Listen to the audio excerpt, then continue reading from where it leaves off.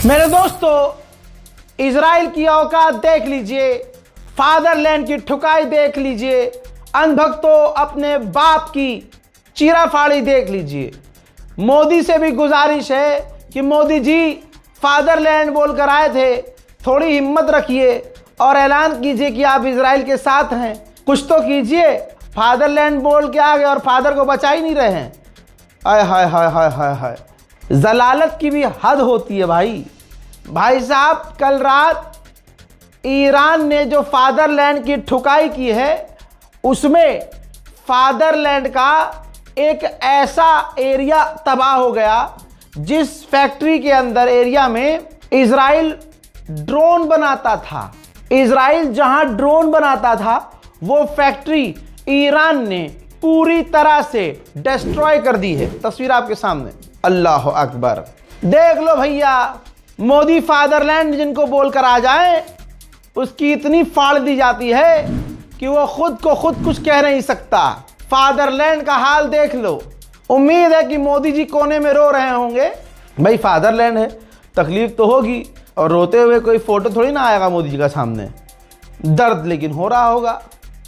मेरे दोस्तों, ये हालात हैं। ये कल का हमला है, और आज का अभी थोड़ी देर पहले का हमला दिखाऊं। तेल अवीव पर और इजराइल के दूसरे इलाकों पर एक बार फिर से ईरान की मिसाइलें गिरी हैं, जिन्हें इजराइल नहीं रोक पाया है। सारे एयर डिफेंस सिस्टम इजराइल के फेल हो गए हैं। देखिए,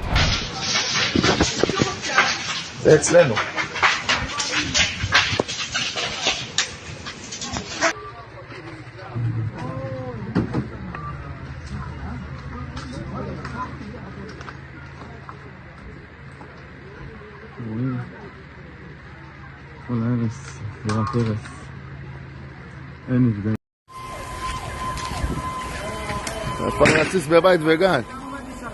איפה האוטו שלך?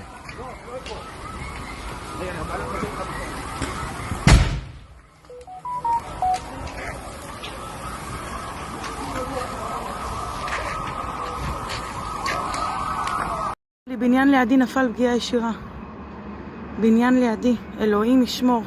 والله يا حبيبي يا نزل حدنا، يا شوف حدنا نزل، رجت الدنيا رج، يما الرعب يما الرعب، يا ويلي يا حبيب الله. طلع وين العمره لحد المحل عندنا، طلع يم حد المحل حد العمره، طلع شوف هنا عن الدنيا اخو مريوكي، يما برجرج.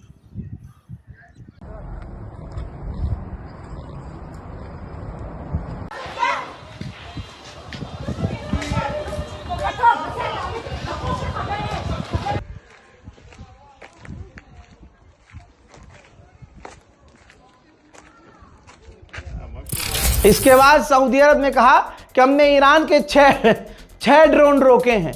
ऐसे ही रोका होगा जैसे 2 दिन बाद सामने आता है कि प्रिंस सुल्तान एयरबेस पर अमेरिका का फाइटर जेट तबाह हो गया, टैंकर तबाह। ऐसे ही इंशाल्लाह आप देखेंगे कि सऊदी अरब का फिर से झूठ निकलेगा कुछ ना कुछ। उधर दुबई की गैस फील्ड पर ड्रोन हमला हुआ, जिसके बाद दुबई की गैस फील्ड पर आग लग गई।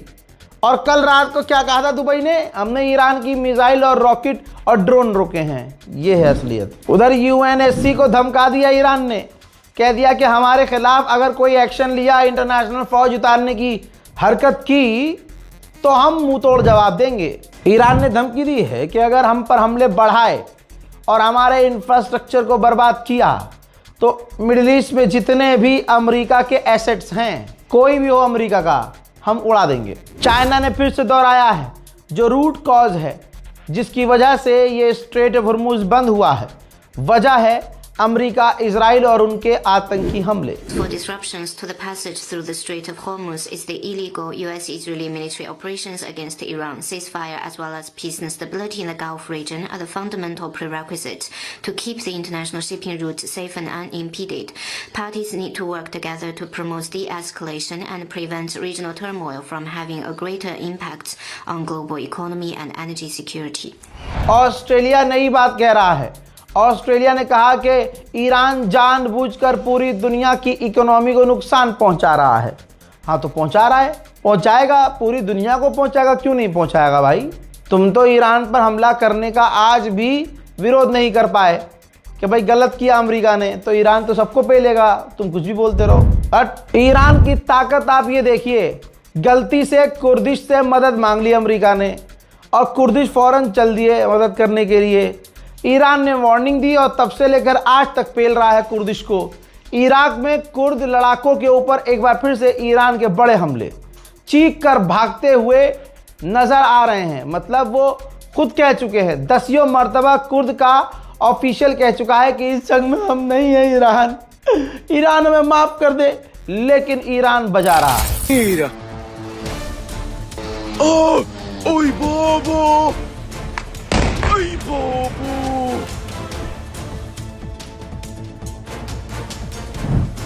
अब आप सोचिए, जब से जंग शुरू हुई है, तब से अब पहली बार वेस्टर्न फ्रांसीसी एक टैंकर स्ट्रेट ऑफ हॉर्मुज से ईरान के आगे हाथ जोड़कर सल्यूट मार के प्यार से निकला है, क्योंकि ईरान ने परमिशन दी है, क्योंकि फ्रांस न्यूट्रल होने की कोशिश कर रहा है और ईरान के खिलाफ बयानबाजी नहीं कर रहा है। पूरी दुनिया में खाना, पानी, फूड, खाने वाली चीज़ों के दाम बढ़ चुके हैं।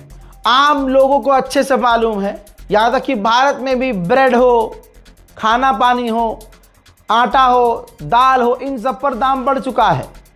यह है ईरान की ज़रबत का असर। वहीं फ्रांस और साउथ कोरिया ने कहा है कि हम साथ मिलकर स्ट्रेट ऑफ हॉर्मुज खुलवाएंगे। बेटा अभी एक टैंकर जाने दिया है, फिर तेज चल रहे हो। इजराइल और अमेरिका जब जीत नहीं पाते क्या करते हैं?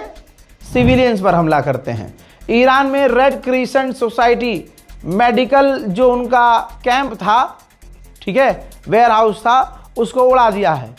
ये एक परखच्चे आप देख लीजिए, ये ईरान की रेड क्रिसेंट ऑर्गेनाइजेशन से जुड़ा हुआ उनका ये कैंपेन था, कैंप लगा हुआ था, पूरी तरह से तबाह कर दिया है। ईरान के नेवी चीफ जो शहीद हुए, उनका जनाजा सामने है मेरे दोस्तों, जिनका नाम था अली रजा। अली रजा ईरान के नेवी चीफ थे।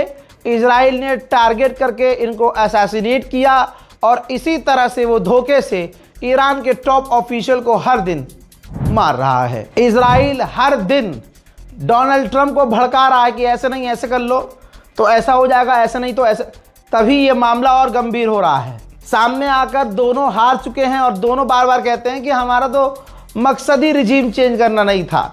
लेकिन अब डोनाल्ड ट्रंप को इजराइल ने कहा है कि अगर ईरान की इकोनॉमी साइट पर हमला किया गया तो ईरान की रिजीम गिर जाएगी। बात वही है, रिजीम नहीं गिर रही है, बौखलाया हुआ नेतन्याहू है। लीजिए, WHO ने भी वार्निंग दे दी है कि ईरान के हेल्थ केयर सिस्टम पर हमला कर रहा है इजराइल, जिसकी वजह से ईरान का हेल्थ केयर सिस्टम कोलैप्स हो सकता है। उधर ईरान के सिविलियंस एरिया और सिविलियन साइट पर लगातार अमेरिका और इजराइल टॉप के हमले कर रहे हैं, बड़े हमले कर रहे हैं।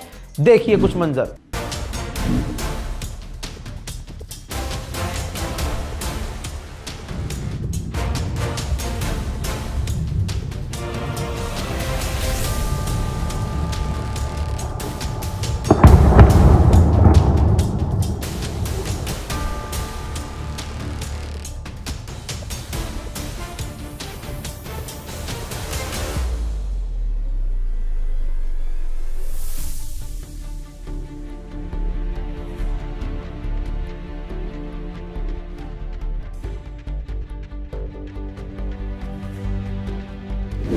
यूएन की चीफ ने कह दिया है कि समय आ गया है, मैंने उनसे कह दिया है अमेरिका इजराइल से कि वक्त आ गया है कि अब ईरान पर हमले बंद कर दो, और ईरान से भी हमने कहा है कि अपने पड़ोस पर हमला करना बंद करो।